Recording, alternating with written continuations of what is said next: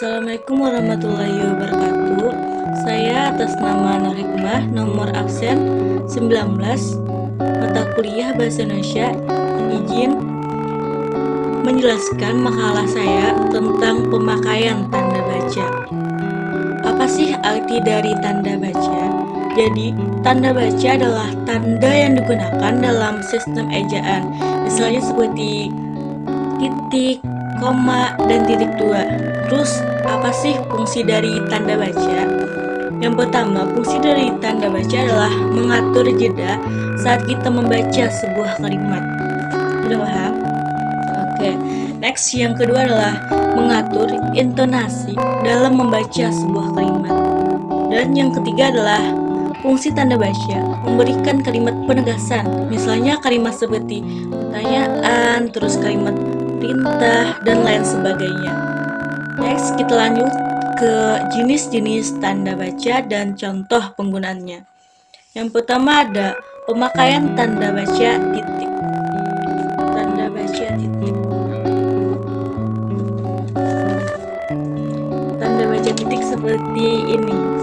Titik.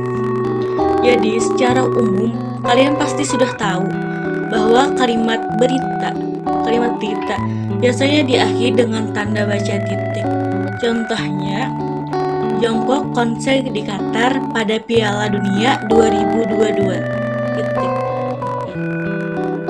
Titik juga digunakan untuk memisahkan jam, menit, dan detik yang menunjukkan waktu atau periode tertentu. Contohnya 19.05.04. Jadi cara pembacanya tuh 19 itu menunjukkan bahwa 19 jam 5 menit 4 detik gitu ya. Contohnya kayak gini.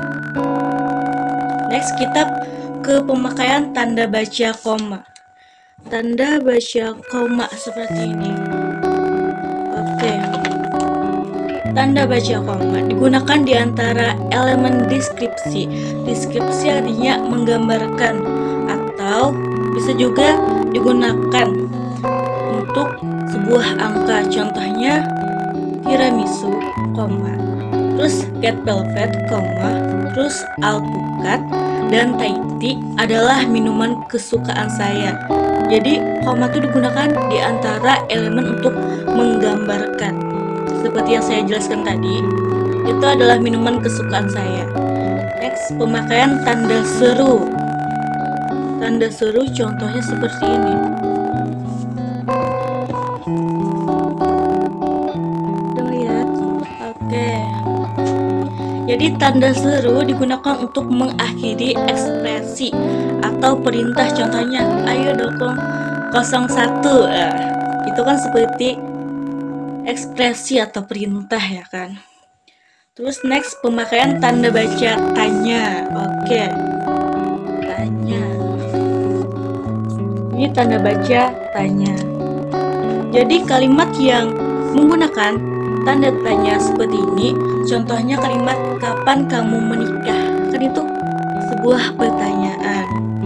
Next, pemakaian tanda titik dua. Titik dua. Ini tanda titik dua. Jadi tanda titik dua digunakan pada akhir pernyataan lengkap diikuti deskripsi. Misalnya ketika melukis kita membutuhkan apa nih? Pasti tanda titik dua. Contohnya membutuhkan, ketika kita melukis membutuhkan kuas, cat, dan kertas. Nah, oke, sudah paham. Next, tanda titik koma. Titik koma. Titik koma. Oke. Macam ini ya. Sudah nampak. Jadi, titik koma digunakan sebagai pengganti kata sambung untuk memisahkan satu kalimat yang sederajat atau yang sama dengan yang sederajat lainnya. Contohnya, adik membeli kemeja, terus rok dan kerudung. Terus adik membeli lagi nih buku, pulpen, dan penghapus. Itu kan sederajat, tapi dipisahkan titik koma. Sudah paham? Next, Next, kita lanjut ke pemakaian tanda hubung. Tanda hubung ini tandanya. Oke, sudah paham. Jadi tanda hubung digunakan untuk menghubungkan kata yang berulang-ulang. Contohnya berlari-lari, berlari, tanda hubung terus lari. Contoh lain bersenang-senang. Oke, sudah paham. Yang kedelapan adalah pemakaian tanda kutip. Tanda kutip seperti ini. Jadi tanda kutip digunakan untuk melampirkan kutipan langsung dari pidato contohnya atau bahan tertulis lainnya. Contohnya seperti NKRI harga mati. Biasanya kan kutipan ada di sana. Contohnya ini. NKRI harga mati. Yang kesembilan adalah tanda petik tunggal. Pasti kalian belum pernah mendengar, saya pun juga. Jadi tanda petik tunggal digunakan untuk menggapit kutipan yang terdapat pada kutipan lain. Contohnya, saya bertanya, tanda kutip 2, apakah kamu mendengar suara tok tok tok tok tadi? Jadi tanda kutip tunggal digunakan pada suara tok tok tadi. Sudah paham? Jadi tanda petik tunggal digunakan untuk menggapit kutipan yang terdapat pada kutipan lain. Selanjutnya adalah tanda kurung. Tanda kurung. Ini tanda kurung. Jadi tanda kurung digunakan untuk melampirkan informasi tambahan. Contohnya seperti Sekolah Tinggi Agama Islam. Jadi STAI, STAI, sudah paham? Oke. Terus tanda elipsi, kalian pasti jarang mendengar, saya pun juga. Jadi tanda elipsi contohnya kayak gini. Ini titik-titik. Nampak lah. Nah, titik-titik. Jadi elipsi digunakan untuk menunjukkan bahwa dalam kalimat tersebut ada bagian yang dihilangkan. Contohnya, penyebab dia titik-titik karena meminum obat yang diracik. Ada kalimat yang dihilangkan. Yang ke-12 adalah tanda kurung siku. Kurung siku. Nah, jadi tanda kurung siku tuh seperti ini. Tanda kurung siku digunakan untuk menggapit informasi dalam kalimat penjelas yang terdapat dalam tanda kurung. Contohnya, kesamaan antara kedua cara itu buka kurung, perbedaannya dibahas di bab terus tanda kurung siku. Jadi seperti menggapit informasi dalam kalimat penjelas yang terdapat dalam tanda kurung kayak gitu. Setelah tanda kurung terus ada lagi tanda kurung siku untuk memperjelas. Next, 2 tanda lagi. Yang ke-13 adalah tanda apostrof atau tanda pendek. Jarang juga kan mendengarkan. Jadi tanda pendek digunakan untuk menunjukkan penghilangan bagian kata atau tahun dalam konteks tertentu. Contohnya, dia sudah pulang, tanda pendek kan. Jadi tanda pendek itu bisa berarti benar atau tidak. Jadi itu tuh digunakan untuk menunjukkan penghilangan bagian kata kayak itu. Oke, sudah paham.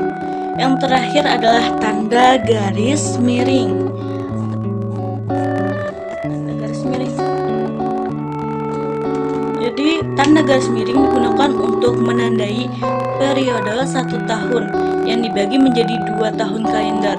Dan contohnya banyak lagi, tapi saya memilih satu aja. Contohnya tahun ajaran 2022 tanda miring atau 2023. Sekian presentasi dari saya. Assalamualaikum warahmatullahi wabarakatuh.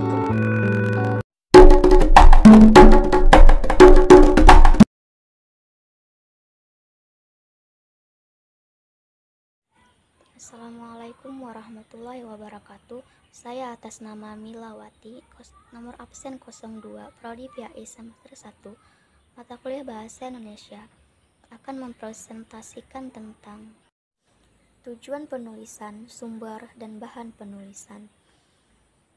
Tujuan penulisan artikel ilmiah adalah memecahkan masalah tertentu untuk memperluas pengetahuan tentang subjek masalah khusus, keterampilan menulis, dan mengajukan pemikiran ilmiah dari si penulis. Beberapa tujuan penulisan sebagai berikut. 1. Sebagai bentuk penyampaian ide atau gagasan di kalangan tertentu. 2. Melatih menuangkan ide dan hasil penelitian dalam metodologi dan sistematis. 3. Mengasah keterampilan dasar untuk melakukan penelitian yang tepat dan teratur. Dan yang keempat, memperlihatkan wawasan dan potensi mahasiswa dalam menghadapi dan menyelesaikan masalah. Sumber penulisan. Sumber yang dianjurkan yaitu buku, jurnal ilmiah, pendapat ahli atau pakar, web atau berita resmi, majalah atau koran, hasil kajian publik, dan hasil observasi atau wawancara. Dan sumber yang harus dihindari atau yang tidak dianjurkan yaitu Blogspot, WordPress, Wikipedia, berita tanpa ada editor atau review, status pada sosial media, dan buku lama yang sudah ada pembaharuan. Berikutnya adalah bahan penulisan. Bahan penulisan adalah berbagai informasi baik realistis maupun empiris yang menginspirasi penulisan ilmiah. Sumber-sumber memperoleh informasi. 1. Inferensi atau pengalaman. Hal ini berkaitan dengan profesi, kegiatan, dan pekerjaan yang kita lakukan yang pasti akan menimbulkan perkara-perkara untuk dijadikan bahan penulisan. 2. Observasi.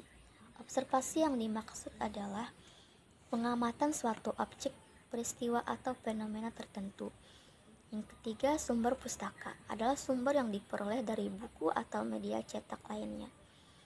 Yang keempat, dedukasi dari teori adalah pernyataan umum yang diyakini sudah kebenarannya. 4. Kebijakan tertentu. 5. Laporan penelitian. Sekian presentasi dari saya. Assalamualaikum warahmatullahi wabarakatuh.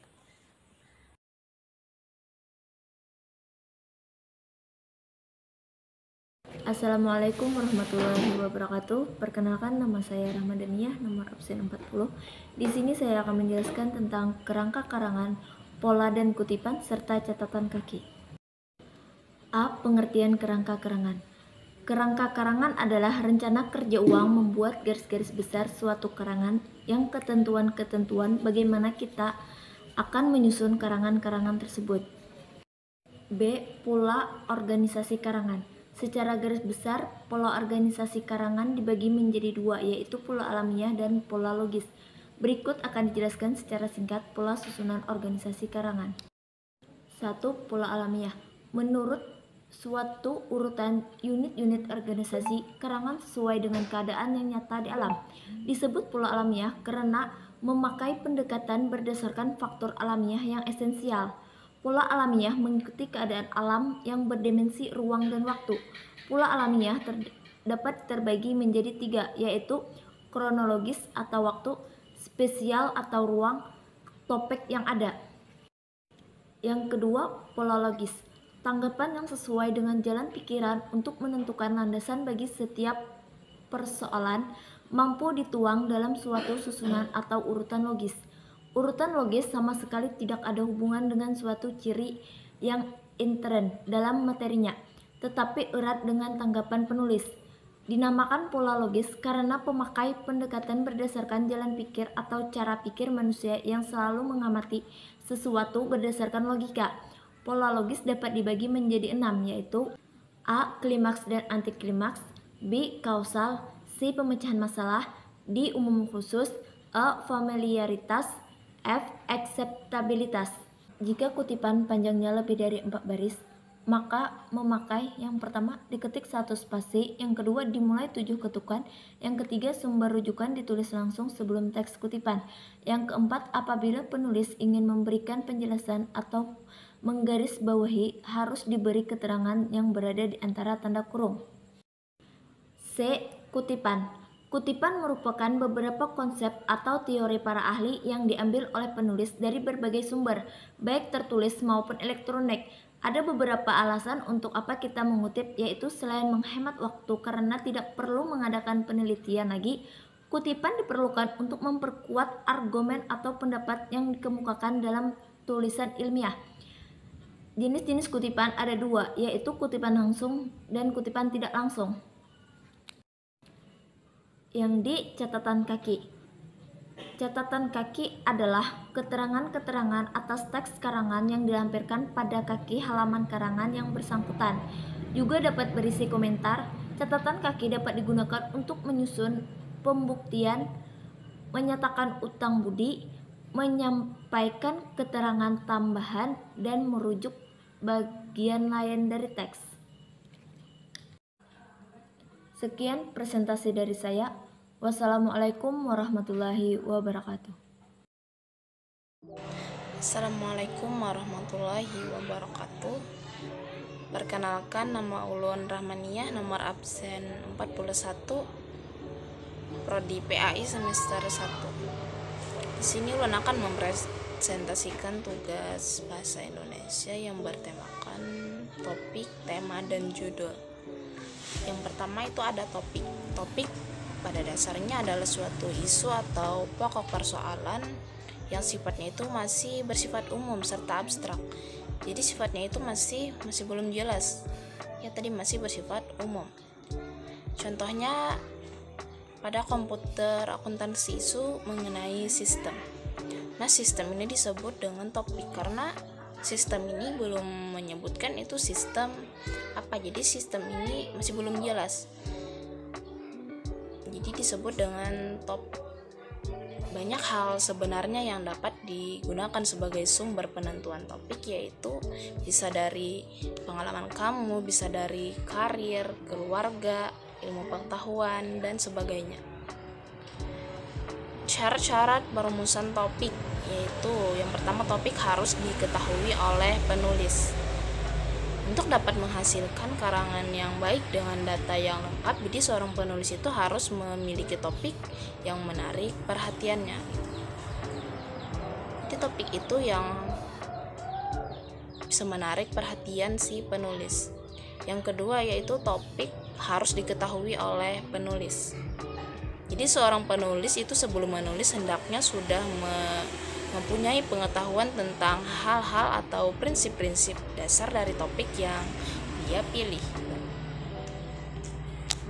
Yang berikutnya itu ada tema. Menurut arti katanya, tema itu berarti sesuatu yang telah diuraikan atau sesuatu yang telah ditetapkan. Kata tema ini berasal dari bahasa Yunani yang artinya tithenai, yang mempunyai arti yaitu menempatkan atau meletakkan. Pengertian tema dapat dibatasi sebagai suatu perumusan dari topik yang akan dijadikan sebagai landasan pembicaraan dan tujuan yang akan dicapai melalui topik.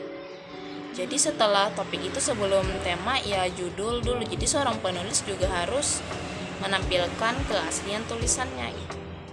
Jadi keaslian tersebut dapat dilihat dari beberapa hal, yaitu yang pertama pokok permasalahan, yang kedua sudut pandang, yang ketiga cara pendekatan, atau yang terakhir gaya bahasa dan tulisannya. Yang ketiga yaitu ada judul. Apabila topik dan tema sudah ditentukan, itu selanjutnya penulis merumuskan judul karya tulisnya. Sebenarnya perumusan suatu judul penelitian itu sedikit banyaknya tergantung pada berhasil atau tidaknya seorang peneliti untuk mengabstraksikan itu masalah yang ingin ditelitinya. Jadi merumuskan suatu judul penelitian itu sebaiknya seorang penulis itu harus yang pertama menggambarkan secara sederhana masalah yang akan diteliti. Yang kedua, judul penelitian itu sebaiknya dirumuskan secara singkat dan jelas. Yang ketiga, memperhatikan penggunaan gaya bahasa yang baik serta pemakaian bahasa yang baik pula. Dan yang terakhir itu tidak perlu menggunakan kata-kata istilah atau ungkapan-ungkapan yang mengandung kiasan-kiasan. Sekian presentasi yang bisa ulun sampaikan. Wassalamualaikum warahmatullahi wabarakatuh.